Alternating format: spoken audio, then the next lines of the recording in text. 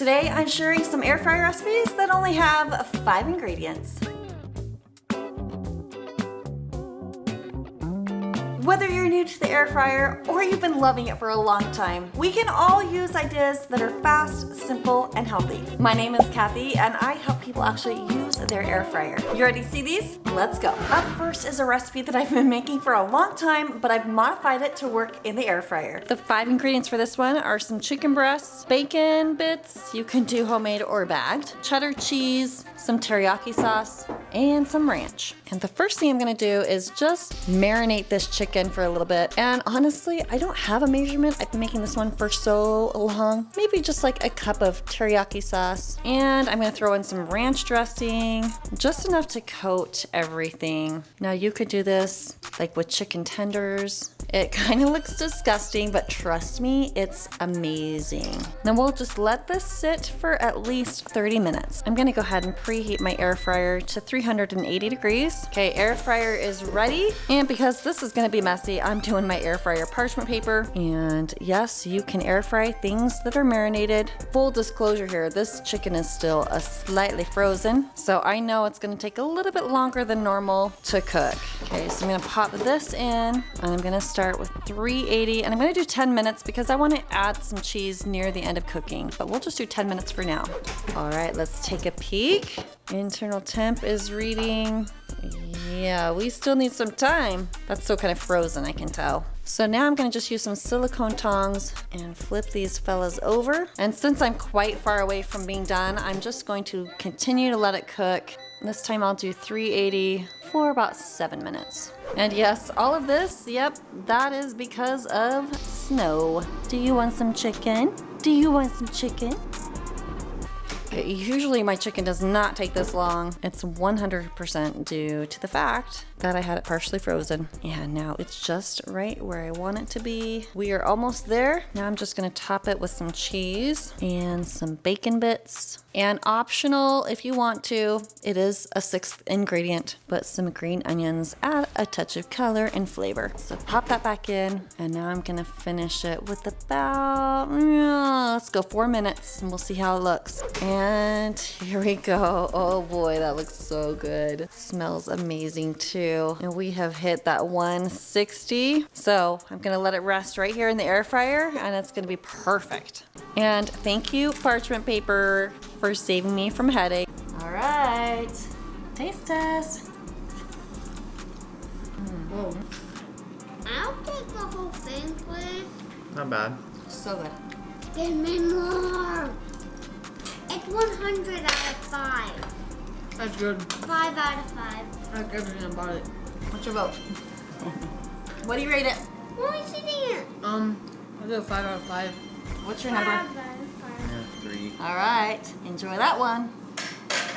You're gonna find this next recipe in my cookbook. It's on page 175. And by the way, for your convenience, in the index of my cookbook, I have a whole section for 30-minute recipes. You can snag my new cookbook at yummyairfryrecipes.com. Here's the 5 ingredients. Just buy any sort of pre-made crust, some pizza sauce, some delicious tomatoes, some mozzarella, and basil, except we didn't have any basil at our store, so we're doing rosemary. Now, when you're shopping for that pre-made crust, you just want to make sure it's gonna fit in your air fryer basket. Then just spoon on some pizza sauce. If you're desperate, you could just use spaghetti sauce, or even, really, you could use tomato sauce or tomato paste. Then grab your tomato slices and pop it on your pizza. And because I'm kind of sad that we didn't have basil, I'm just gonna sprinkle on some dried basil leaves here. Oh, fresh herbs. Smells so good. Then place, 3, 4, 5 mozzarella slices right on top of your pizza. Now, if we had basil, you would put that on at the end after it's all cooked. So we'll just pop that in, and we're gonna cook it at 350 for about 5 or 6 minutes. And 5 minutes later, oh yeah. Now I'm just gonna lift the basket out of the pan and use my silicone spatula and just slide it out onto a plate. And then just sprinkle your fresh herbs right on top, and it's time to enjoy. And how's that pizza? How many stars? 5 stars. And how do you like the pizza? It's good.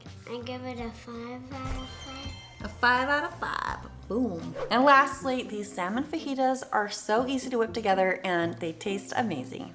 The first thing I'm gonna do is make a foil sling for my salmon. And it's just gonna make it a lot easier to lift out of the air fryer. There you go, just fold it to fit right in your basket with little handles. And your 5 ingredients are your favorite fajita seasoning, your salmon, some onions and peppers, and tortillas. Optional ingredients, lime, cilantro, avocado. And I love using coleslaw mix to add a nice crunch to fajitas. Okay, then go ahead and place your salmon right in the air fryer.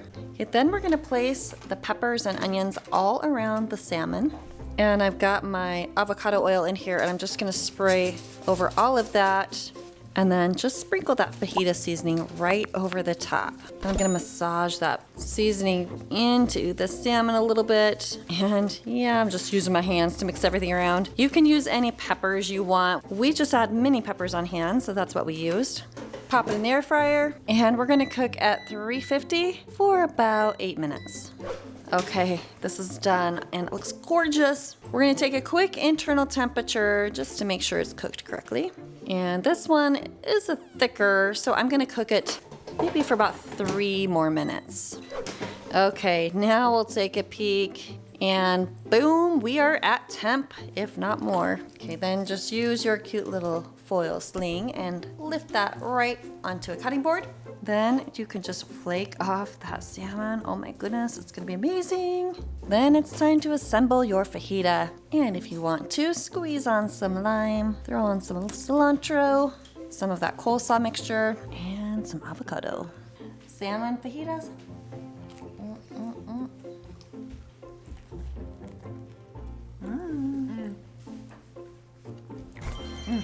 That's a 5. You wanna try?